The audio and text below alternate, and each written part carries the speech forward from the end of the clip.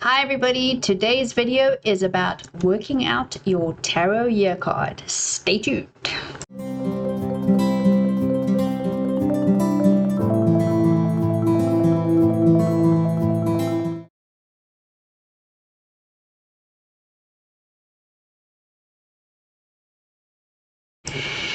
Hi everyone, and welcome to today's video, which is about working out your tarot year card. And if you haven't done this already, it's okay. There's still time to do it. And it's really easy to work out. It's based on your day and month of birth and the current year. So we add up all those digits and we get a number, but I'll talk you through it in a second.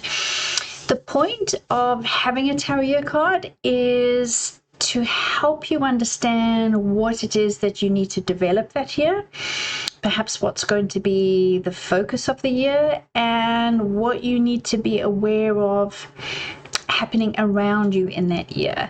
And it's great to kind of do a deep dive into it. So I have something I'm going to show you which I do and which I teach in my courses, which is a really handy way of doing it. And you end up creating a little diagram and you can stick it up on your wall and you follow it throughout the year so that you can always kind of check back to it. It's like a little focus point vision board.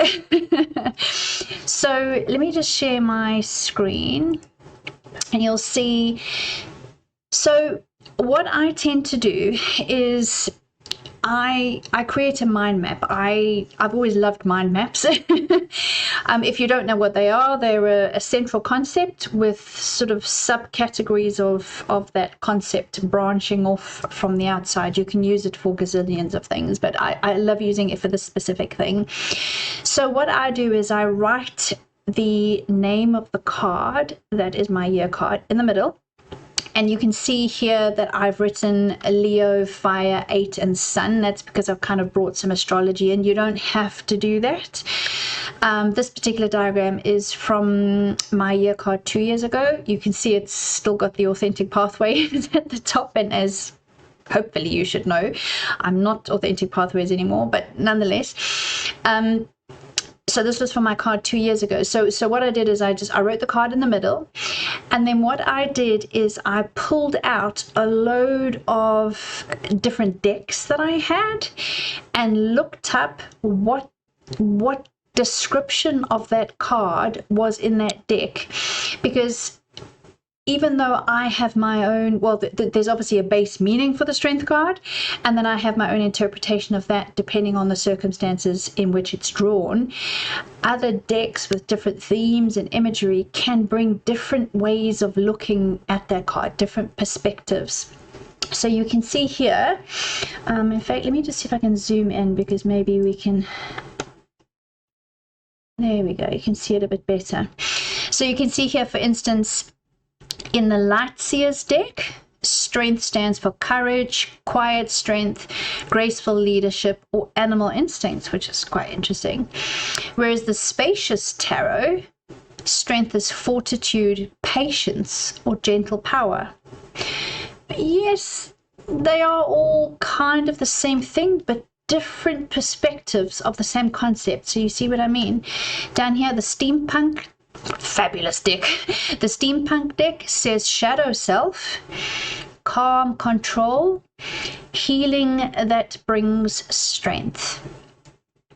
Lion Striders deck, oh, it's underneath the camera, so I'll read it off. I'll read it off the other screen. Lion Striders, courage, instinctual urges, love, interesting, patience, inner strength, success, power of human spirit, and quiet determination.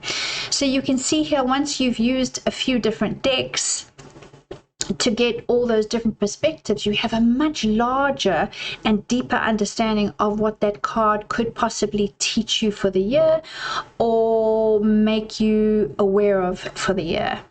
Now, if you're not like me and you don't have hundreds of different tarot decks to draw on, you can easily just log on to any website online, and that didn't make sense. You can easily check out any tarot website online, and because many tarot decks have previews of the cards, you can just Google meaning of strength card and you'll get loads of different decks. You'll get loads of different pictures, because the pictures are also really important. and you can use those different descriptions to fill out your mind map and populate the information. So I've just made it smaller again so you can see the Light Seers deck is a fabulous deck. I highly recommend it. I teach with it. But you can see here the picture is half a woman, half a lion, which is beautiful. I just think, I mean, I could do a whole lesson just on that. Whereas here, this is the... I've forgotten the name of that deck. I'll pop it in the video when I remember it. You know, here she is. She's kind of tamed the lion. She's kind of leaning on the lion, almost like she's a lion tamer. So again, it's a different perspective. So you don't always need to come at a card from one focus. It has a base meaning, sure, but there's different ways that you can look at it. So now let's work out how to work out our tarot year card. So basically you take, let's start down here. So basically you take the day of your birth, add it to the month, and then add it to the current year. So obviously this is for 2022, so it would change to 2024 for this year. So my birthday is the 18th of Feb, so I take 18 plus 2, which is 20. If you add 20 to 2022, you get 2042.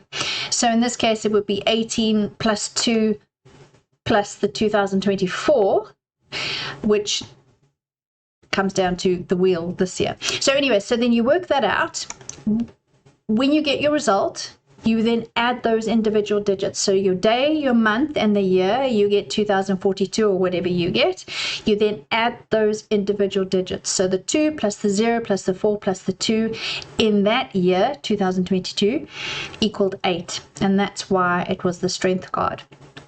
Now, because there are only 22 major arcana cards, because the tarot year card is only major arcana cards, if your number comes to anything higher than 22, you add the 2 digits together. So if you add up your year and it comes to 32, for instance, you add the 3 and the 2 to get 5. And then 5 would be your major arcana card, which is the Hierophant.